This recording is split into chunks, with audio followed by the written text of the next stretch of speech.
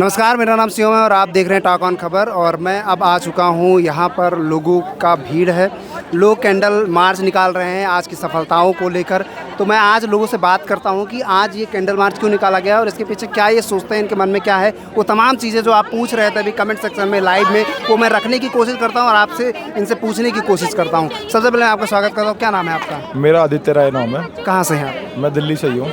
क्या ये candle march जो निकाला गया है इसके पीछे क्या आप धारणा है, क्या सोचते हैं इसको लेकर? मैम ये कैंडल मार्च जिस तरीके से निकाला, जी जैन जिस तरीके से जीत का एक सेलिब्रेशन मना रहा है कि हिंदुस्तान का जी जैन जग चुका है, हिंदुस्तान के नौजवान जग चुके हैं। पूरी तरीके से भ्रष्टाचार हो रहे, मंत्रियों ने जिस तरीके से तानाशाही करी हुई है, मोदी जी ने जिस तरीके से तानाशाही, उस तरीके जी जैन बर्दाश्त नहीं करेगा। अब ये नया 2026 से नया जी जैन पैदा हो गया है कि इस सरकार की नाक में दम कर देगा, इस गोदी मीडिया के नाक में दम कर देगा। जिस तरीके से गोदी मीडिया दिखाती है कि ये पाकिस्तानी है, ये एंटी नेशनल है, ये बाहर से फंडिंग लेकर आ रहे हैं, ये विदेशी हैं, अमेरिका से आए हुए हैं इधर, ये हिंदुस्तान के जी जैन है। और अभी भी सरकार को एक चेतावनी देकर एक मंत्री का इस्तीफा लेकर अभी छोड़ दिया कि मोदी जी अब घमंड में मत रहो, आपका घमंड तोड़ देंगे जी जैन पूरी ताकत के साथ। जिस तरीके से आपने 20 तारीख की घटना करी, लोकतंत्र के अंदर में होनी चाहिए थी क्या?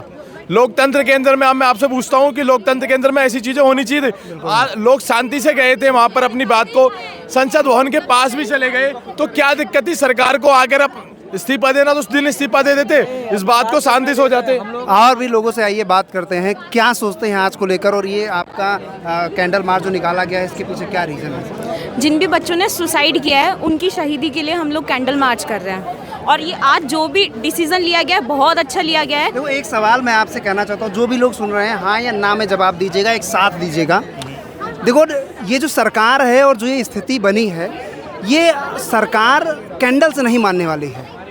तो कैंडल निकालना मुझे नहीं लगता है सही है। फिलहाल आप लोग कहीं सही कर रहे हैं। कैंडल मार्च जो निकाल रहे हैं, ये जो लोग शहीद हुए हैं स्टूडेंट, उन लोगों की श्रद्धांजलि के लिए निकाल रहे हैं। ये कैंडल निकालना चाहिए, लेकिन जवाबदेही इसके लिए भी मांगना चाहिए। ऐसे तमाम स्टूडेंट हैं जो मुकदमे में फंस चुके हैं यहाँ पर रहने वाले, चाहे वो प्रोटेस्टर्स हों, चाहे वो फिर यहाँ के जो वॉलंटियर्स रहे हों, वो सब लोग फंस चुके हैं। उनके लिए हम लोग कर क्या रहे हैं वो मेन। हमें तो ये भी एक्सपेक्टेड नहीं था ना कि ये करप्ट पार्टी ये डिसीजन भी लेगी, उनको रिजाइन कर 2 दिन पहले कहा गया था लिया ना, आगे भी उनको लेना पड़ेगा। अब उन्होंने देख लिया जैन जी की क्या यूनिटी है, अब उनको पता चलेगा इन फ्यूचर में। यानी कि इस पर भी मांग उठेगी कि जो लोग शहीद हो उस पर लाइबिलिटी लिया, मतलब मांगा जाए अकाउंटेबिलिटी। और दूसरी चीज़ जो अभी यहाँ पे मुकदमे में फंस गया उसके लिए भी अकाउंटेबिलिटी। मेरा नाम आरिफ है। और जो लोग जिन लोगों पर FIR हुई है उन लोगों के लिए भी बोला गया कि ये मांग भी अभी खत्म नहीं हुई है, ये मांगे भी चल रही हैं। जिन लोगों के ऊपर भी FIR हुई हैं वो सब रिजेक्ट होंगी।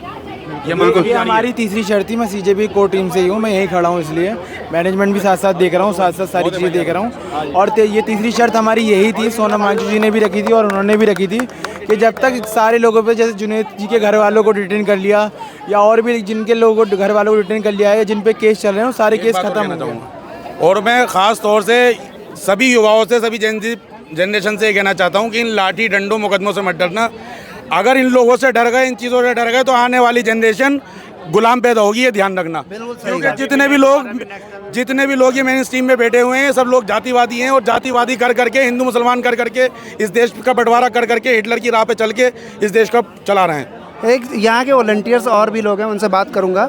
CJP उन लोगों के लिए क्या कर रही है जो प्रोटेस्ट में मुकदमा हो गया है, जो लोग मर गए हैं, उनके लिए जवाबदेही में कौन सा कदम उठाने वाले हैं? हम CJP के यहाँ पे वॉलंटियर्स के इंचार्ज भी थे यहाँ पे। तो अभी जो सरकार ने हमारे साथ एक नम्रता दिखाई, इस्तीफा दिया, इससे हम लोग खुश हैं। हमारा मेन जो मकसद है अब आगे का, नीट के बाद तो डॉक्टर बनते हैं, लेकिन नीट के बाद तो डॉक्टर बनते हैं, लेकिन डॉक्टर के बाद एक विदेशों में एक सीट निकाल दी जाती है FMG नाम से।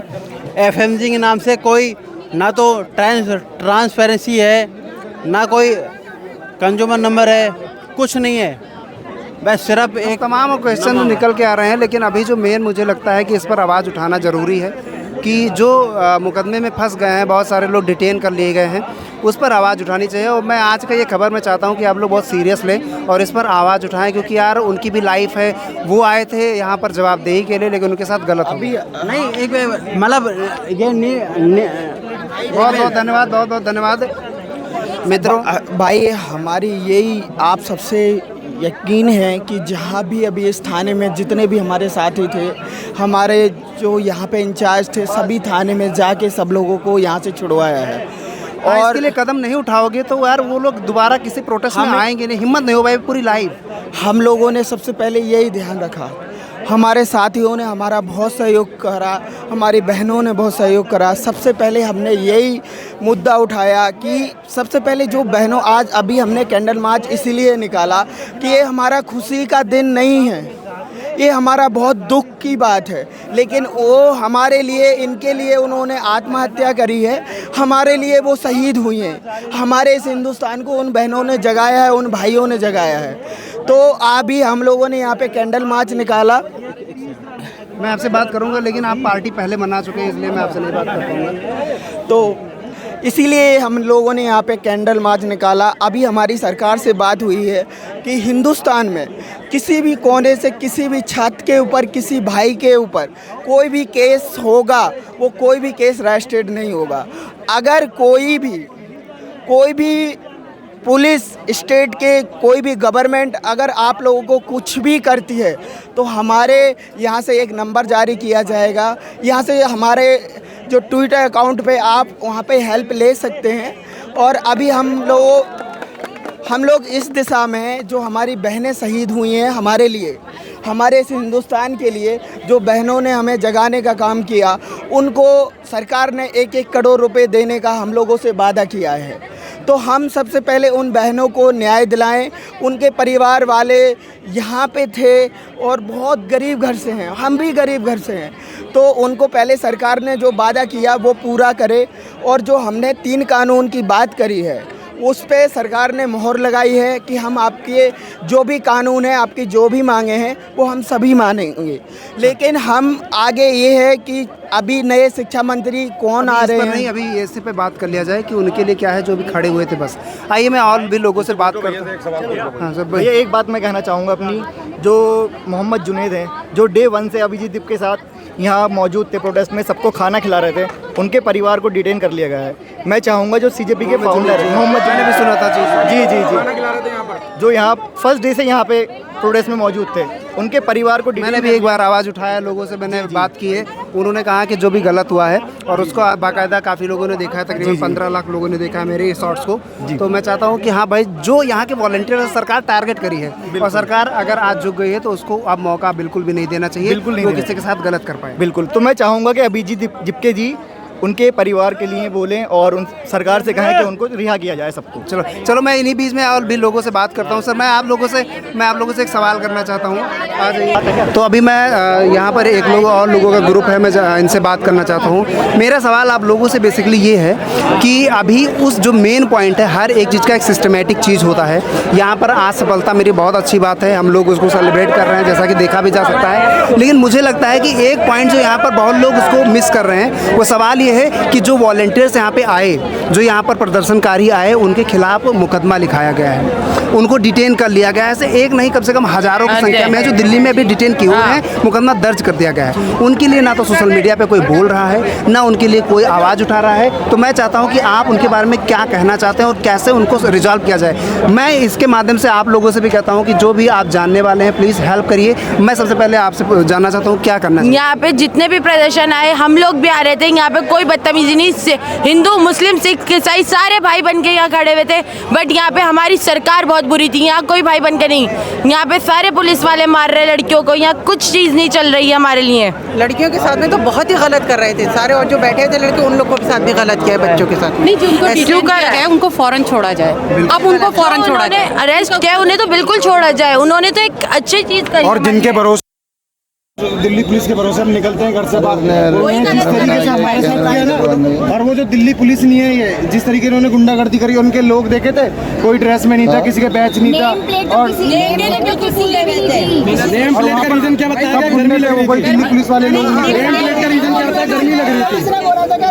उनके बच्चे पागल है क्या, जो समझ नहीं पाएंगे बिल्कुल भी।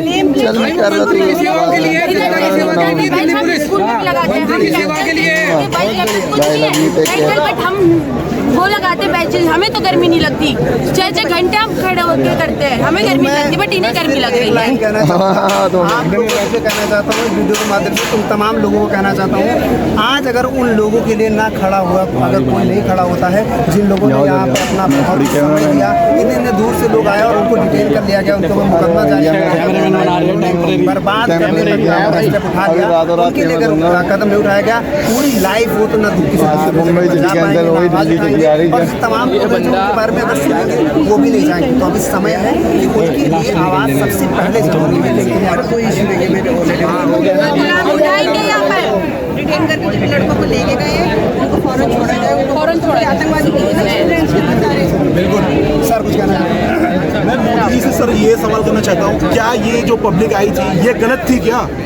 ये लोग को जेल में डाला, ये स्टूडेंट को जो फ्यूचर है इंडिया का, उनको क्या मतलब क्या उनको समझ में आया कि ये इनको जेल में डाला जाए? नहीं, सवाल ये बनता भी है कि इतने दिन बाद अगर सरकार मान जाती है और जवाबदेही दे देती है तो काम हुआ, इतने प्रोटेस्टर्स आए, इतने धरना प्रदर्शन, इसमें जो लोग शामिल अपना समय दिए, उसकी जवाबदेही कौन देगा? आपको मानना था तो ऐसा नहीं है कि आपने नहीं देखा, आपके मंत्रिपरिषद नहीं देखे, विपक्ष के पार्टी के कई सांसद और मंत्रियों ने इस पर आवाज़ उठाई, दूसरे दिन ही उठा दिया था। तो क्या आपके जो सरकार थी वो मूक थी, अंधी थी, बहरी थी? और इस तरीके की सरकार है तो मुझे लगता है कि उसका जवाब आप लोग थोड़ा ऐसे हो जाना यार, कैमरा मैन है। मैं ये बोलना चाहती हूँ कि ये डेमोक्रेसी है, लेकिन लगता नहीं है डेमोक्रेसी है, हिपोक्रेसी है। डेमोक्रेसी में हर किसी को अपनी आवाज़, अपनी बात बोलने का अधिकार है। बच्चों ने प्रोटेस्ट किया था, शांति मार्च किया था, जिसमें तानाशाही की इन लोगों ने, मारपीट की, लाठीचार्ज किया। तो मैं ये कहना चाहती हूँ, आखिर में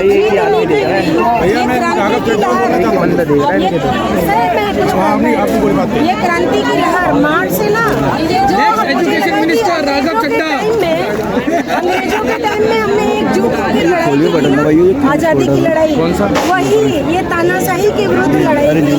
सारे देश ने एकजुट होकर क्रांति की, ये लड़ाई की और आखिर में जीत हुई। मैं ये बोलना चाहती हूँ, एक मैसेज देना चाहती हूँ कि किसी भी नेताओं को यदि हम वोट दे के नेता बनाते हैं तो 5 साल के लिए फिक्स होने का, वो लीडर होकर रहने की सोचे। मैं ये बोलती हूँ कि पूरा का पूरा सिस्टम ही करप्ट है। आज मान लो धर्मेंद्र प्रधान जी ने इस्तीफा दिया तो खाली उनके इस्तीफे से बात नहीं होगी, क्या गारंटी है कि दूसरा आगे सही हो? पूरे सिस्टम में ही चेंजेस की जरूरत है। ऐसा कानून बने कि यदि कोई भी सरकार के कार्यकाल के अंतर्गत कुछ भी गलती हो वो सरकार तुरंत गिराई जाए। उनके मन में एक डर होने की जरूरत है।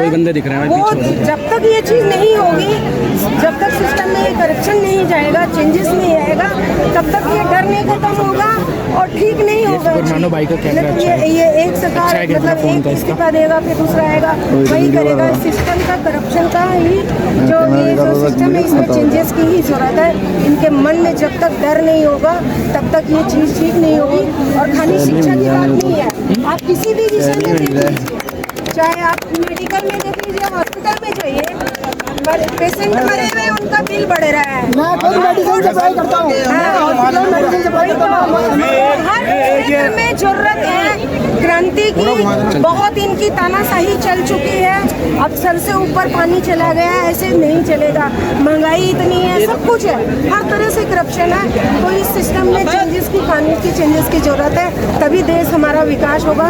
ये बच्चे जो है हमारा देश का भविष्य है। डॉक्टर इंजीनियर नहीं चाहिए देश में, पागल हो रहे हैं ये नेता लोग, सत्ताधारी लोग हैं, तानाशाही नहीं चाहिए। मुद्दे हैं जिस पर आवाज़ उठानी चाहिए और अगर आज नहीं उठा इस समय यार बहुत पीछे चला जाएगा। आवाज़ उठाना चाहिए, इस समय है हम लोगों को जवाब देंगे और अगर हम लोग आवाज़ नहीं उठाएंगे तो यकीन मानो जो ये छोटे छोटे देश कर सकते हैं, पॉपुलेशन में तो आगे हैं लेकिन वो विकास में हम लोग आगे नहीं हैं, उन चीज़ों में हम लोग फिर से पीछे ही रह जाएंगे। क्या कहना चाहते हैं बताइए? मैं आपके चैनल के माध्यम से सिर्फ एक बात लास्ट ये कहना चाहता हूँ कि ये बीजेपी की गवर्नमेंट से कि समोसे और 28 दिन की रिचार्ज पर बोलने वाला आज नीट जैसे बड़े मुद्दे पर दुम दबा कर बैठा है। क्या बीजेपी वाकई वॉशिंग मशीन पार्टी है? वहाँ पे जाके सब धुल गया, सब भूल गया क्या करना था क्या नहीं करना था, बिल्कुल चुप है। पूरे जेएनजी प्रोटेस्ट में जरा सा भी कहीं पर भी नहीं बोला। उसने काम करती है भाई, वॉशिंग मशीन काम करती है, वॉशिंग मशीन काम करती है, बिल्कुल नहीं बोला ये। और जबकि ये भी हमारे जैसा युवा है, इसको बोलना चाहिए था सबसे ज्यादा, इसको मांग रखनी चाहिए थी हमको। मैं अपने भाइयों से कहना चाहता हूँ कि 2029 में बीजेपी सिर्फ हिंदू मुस्लिम करती है, इसके अलावा ना एजुकेशन में बात करेंगे, ना एम्प्लॉय पर बात करेंगे, ना रेपिस्ट में बात करेंगे। इसकी बात में भरे हुए रेपिस्ट ये प्रोटेस्ट करते हैं, इनका समर्थन करते हैं बीजेपी के लोग प्योर अंधभक्त हैं। उनको चाहिए कि यही सब कुछ है। मैं 2029 तक कहना चाहता हूँ कि कृपया हिंदू मुस्लिम में ना बताएं, जितना हो सके हिंदू मुस्लिम सिख ईसाई सब भाई भाई है, इन सबसे दूर है। बीजेपी यही चाहती है, खुद मीडिया में यही चाहती है कि ये सब हिंदू मुस्लिम पर लड़े और हमारी राजनीति होती रहे। और सेकंड में बोलना चाहूँगा ईवीएम पर, देखो विपक्ष कितना भी करता है बट लेकिन उसके जो मोदी सरकार है उसके अंदर में सब कुछ है, ठीक है। वो जैसा चाहे जज लोया की मुक्ति करवाई, हालांकि सभी सवाल है लेकिन वो बीजेपी वाले ऐसा नहीं है। ये उसके बाद जो फाइल से ये फाइल से बुलवाई थी, इसमें नाम है, इसमें कोई बात मैं आपको यहाँ पे कहना चाहूँगा कि तमाम ऐसे सवाल हैं, बात करने से नहीं होगा। मैं 100 का सीधा एक जवाब देना चाहूँगा कि अब बात करने से नहीं होगा, हर एक मुद्दे को आप स्टेप बाय स्टेप उठाइए। एजुकेशन की बात हो रही है, यहाँ पे एजुकेशन की बात हो, यहाँ पे उसके लिए जवाब नहीं मांगा जाए। नेक्स्ट कोई कार्यक्रम रखा जाए, उस पर हम लोग समर्थन देंगे। हम लोग तैयार बैठे हैं भाई, वो जो कहते हैं कि 200 रुपये का ये और 5000 का मोबाइल, हम लोग इसी के लिए आप तैयारी करो, हम लोग आपके साथ। दिल्ली पुलिस ने बर्बरता किसके कहने पे करी? इसका सवाल अमित शाह के अंडर में आती है दिल्ली पुलिस। यस, वही चलाते हैं वीडियो को शेयर कर। बीजेपी का मोदी का एक चेहरा है, बीजेपी के लिए चलाता सिर्फ अमित शाह है, वही चलाता है।